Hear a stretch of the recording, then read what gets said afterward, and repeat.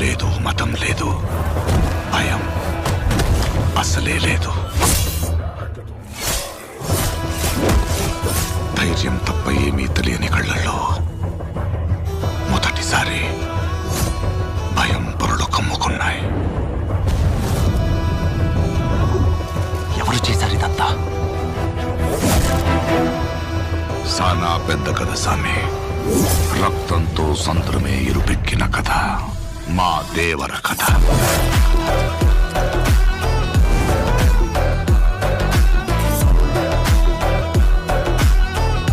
మనిషికి బతికేంత ధైర్యం చాలు, చంపేంత ధైర్యం కాదు.